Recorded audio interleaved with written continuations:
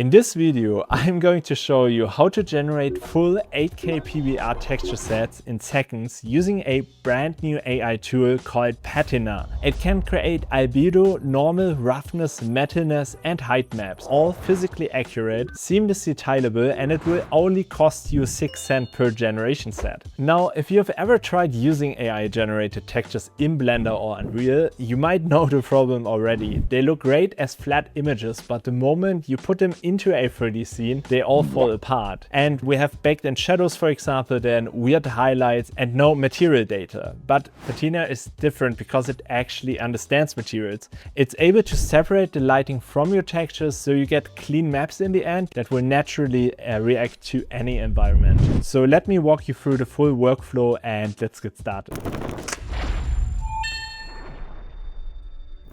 So what is Patina exactly? Well, it's actually built on Flux to Client with a Dino V2 adapter for material understanding. And the cool thing is it's actually trained on real PBR libraries, like for example AmbientCG and Poly Haven, and using a physics-based Cook torrents renderer, so it's called. So it actually learned what materials actually looks like under dozens of different lighting conditions and then learned to actually reverse engineer that, which is of course great. It will then output you 5 maps, so a base color / albedo map, a normal map, a roughness map, as well as a metallic and height map. And you will also find a great explanation on the fal.ai blog actually, where it's explained by detail how it was trained and how it's able to use like normal maps and extracts them from the 2D image basically, which is of course really cool. So you can also read about how Patina was trained and its full material pipeline and so on, which is of course really cool.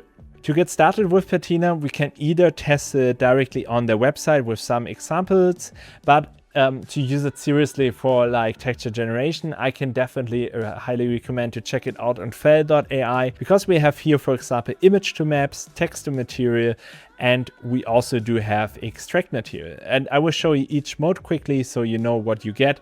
And it's really cool because you can, for example, then extract a texture from an existing image that you shot on the, for example, in the city or the street, which is really cool. And I will show you this in a second. So to get started, you can then choose, for example, here your image. And this mode is for when you already have a texture or photo and just want a PBR map for it. So you can kind of, you know, do a close-up or generate an image with, for example, Midjourney or Flux up front.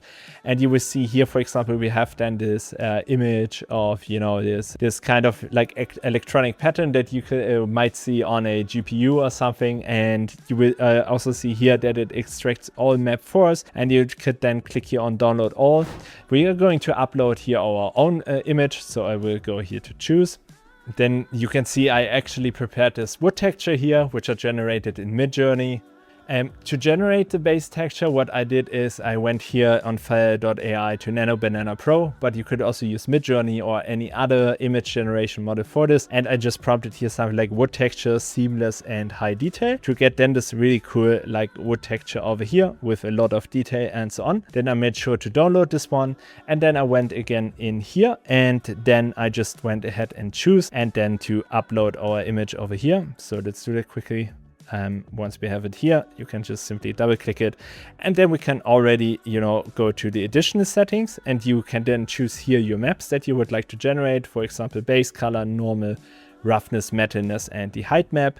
And this is all, you know, you need. You can also choose here your output format and then just hitting run. And then it will actually create all maps for us in just a few seconds. As you can see, the whole map generation will only cost you around 6 cents, which is of course really amazing because then you can actually generate a lot of maps for just a very small price. And then once done, you will see that we have here our origin texture. Then next we have here our normal map, which looks really decent, I would say, with all the the engravings and so on from our texture, which is really cool. Then we have our roughness map, our metallic map. Obviously it's black because we don't have anything metal in it, and our height map. And you could then go ahead and download them all on this button over here. Next up, we also have this mode called texture material, which is also really nice because we can here actually generate 8K textures, which I think is also really nice, because you will see once we go here to additional settings, you can choose here a 1K resolution, but you will notice over here when we go down, we can select here an upscale factor, and here we can choose 4, and this will be then able to upscale our texture up to an 8K resolution, which is of course really cool. We can choose here again what maps we would like to generate, and you can then basically also prompt here what you would like to see. Here in this example, they took a mossy stone wall, but we could also decide for something else. So let's say something like weathered copper patina. And then once we have that, I can then run the prompt, and then it might take a while, you know, to process everything. And please note that also with the upscaling, it will cost here a bit more, like 60 cents for this generation. But you know, it will have less cost when you generate it with a 2K, but it will also always be labeled here for you.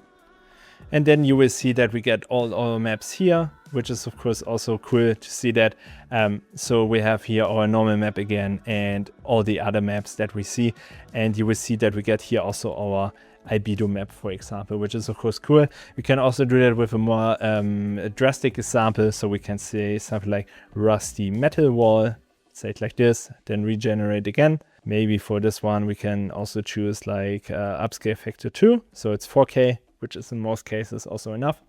And then you can see that we get here then this rusty texture. And I think this is also cool because you will actually see we got a really nice albedo map, as well as, you know, our normal map, the roughness map, and all our other maps as well. Then as a last thing, and I think this is also really cool to see, is we have this extract material section over here. So I will quickly go into this one. And I think this is the coolest one because it takes for example, a real photo then of a surface like a brick wall or a marble countertop, and then you can choose it to extract then the texture from it. So we can basically then upload a photo and give it a label for a material you would like to, you know, generate from it. In this example, you know, we have here this wall with the clock on it, and it's able to extract then the wall texture from it, which is of course really cool. I digged up, for example, for this tutorial here, this photo that I took at a location in Germany. And you will see here that we have a lot of textures that we could extract, for example. So let's upload this quickly. Just choosing here our image. Then once uploaded, I can also know, you know, prompt something. So let's say, for example, that we would like to have the ground texture here extracted, which is basically this piece that we see over here. And then you will notice that once we're here, we can then also hit here more on settings and say here, for example, as well, that we would like to upscale our texture. So let's say also a 4K texture here, for example, or an 8K. And then you can also hit here run, and then let's see what we get.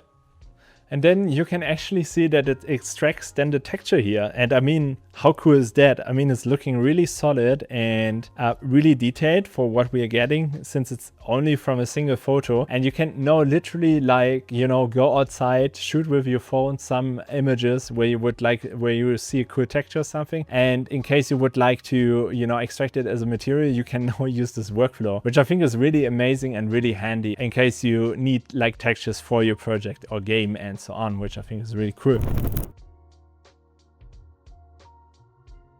In case you would like to visualize your materials directly in the browser, there's a free PBR viewer here, which is called patina-preview wipecoded.com basically. And this one will allow you to then view your texture, and it's really easy to do that. It's free to use. What you need to do is basically you go here to JSON, then you just simply click here on copy, then you go back to the JSON one, then, you know, we are deleting this text over here. Then I'm saying here apply JSON, then it will load in the texture, and then you can say here load example, and you will then basically see your texture over here, which I think is also really cool. You can then also change the lighting over here to an HDRI style, for example, or let's say here's something something like this. And then we are able basically to view our texture over here also with, you know, a floor texture, for example, and so on. And I think this is pretty neat, you know, in case you would like to quickly look at your textures that you just generated with this method. And you can then get a quick drafts of, graphs of how it's working and how it will look like then in the end. Of course, I also wanted to show you quickly how you can then use all maps in Blender to then actively use them for your game or, for example, your 3D project, of course, as well. So what we're going to do is we're going back to our texture that we just generated. Maybe let's choose here our wood texture again. You can, by the way, of course, always go to recent history, and then you will find also all your textures that you just generated here, and you can then also quickly download them from here. Basically, I will do that quickly with our metal wall that we just generated here with the rusty metal wall, let's say it like this, which is cool. So I will just go ahead and download all the maps that we need. And once we're on Blender, what I will do is then first creating with Shift A, like a plane, for example. So we then have our kind of wall. Can also rotate it with R, for example, in case we would like that. But let's keep it on the ground for now. And what I will do then next is that I'm going here to the shader editor. So I will just drag a new window over here and then make sure that I'm going here to shader editor, then hitting here new. And then we have our new material over here. And what I can do now is that I'm going here to our textures folder where it's just simply the location where you downloaded all the maps from fal.ai. So basically in here, and then just make sure to select all of them and then dragging them in here. And what I can do now is simply connecting then my color to the base color over here, and make sure that you go here to the textured mode. And then you will directly see your texture in here, which is of course really cool. Then the same thing we can do then for the normal map. For this one, we just need to make sure that you're hitting, and maybe let's you know, do the view a bit different. So I will pull out a new window over here and close this one quickly so we see it a bit better. So maybe let's do it like this. There we have it, you know, the materials on the side, and this one, the other material here. And then what I can do as well is that I'm saying here, you know, Shift A and then creating a normal map like this. Then I make sure that I'm connecting the color to the color slot over here and the normal to this one. Also make sure so it reads the color space correctly is that we're choosing the color space here from sRGB to non-color, and then it should read that even more precisely. We can do the same with the height map. For this one, we only need a displacement map. So I will hit here Shift A, displacement like this, because the height map always goes kind of in the displacement slot. Then I'm choosing here height, and then displacement comes in here. So we pipe it in, and we can also control it and the scale and so on over here. As a last thing, we have the roughness map, and also always make sure on gray and white maps basically, as well as on the normal map, to always choose here non-color. Only the albedo color should stay in sRGB. And once you have that, you can then also control it over here. So connecting this to roughness, and then we have this as well. You can also enable here, for example, cycles to, you know, and choosing here GPU for faster rendering to then see it live in action. And great thing is as well that I have here the easy HDRI installed, and you can then, which is a free Blender add-on, which I will also link you down below for installation. And you will then, you know, can judge your material basically directly out of the box with this HDRI, and you can switch them around easily, you know, and judging it under different lighting conditions, which is of course also really, really handy and useful. So let's quickly go back to this one. And then as one more thing, we can obviously, of course, also, you know, making it metallic, since we have some, for sure, some metallic roughnesses, metallic values on it. You could use for this one also the roughness map for sure, and so on. To tile your texture, this is also very easily, it's very easy. So what you can do is we're selecting all our maps that we have here, and then we're pressing Ctrl and T. And those ones will then create new slots for us, and to connect them all to one, so we can basically control then the scale. What you can do is deleting like all the other inputs, and then I will just go in here and then connecting the vector to all of them. to all of our nodes. And what we can do now is then controlling kind of the scale of our texture for all of them. So I can then go in here, for example, and say here, let's, change the scale to selecting all of them, and then you can see we can then changing the scale of our texture and then tile it like this. Obviously it's here quite visible because it's just repeating the texture, but you could then blend it with other materials as well using a mix shader, for example, and so on. Just some quick tips before we wrap up the video. Be always specific about the material. So whether bronze with patina beads, just like simple prompts like metal. Always include like age conditions. So for example, new, weathered, rusted, or mossy, or even cracked. You can use also LLMs like Claude or ChatGPT, to adding even more detail to your prompt. And you can also experiment with creative prompts, like for example, something like alien organic membrane or crystallized lava rock, which can be also, of course, really cool for your stylized games. So that's basically it. In my opinion, Patina is one of the most useful AI tools that came out for 3D artists in a while, because it's actually able to, create PBR maps from text or images. It has seamless tiling, and it has a resolution up to 8K, and it's ridiculously cheap for what you get, basically, and you can then use it in a production-ready environment. By the way, fun fact, Patina is actually inspired by an open source model called Chord by Ubisoft, and you can run this one completely locally in Comfy.ui, and let me know in the comments in case you would like to see a video about this as well.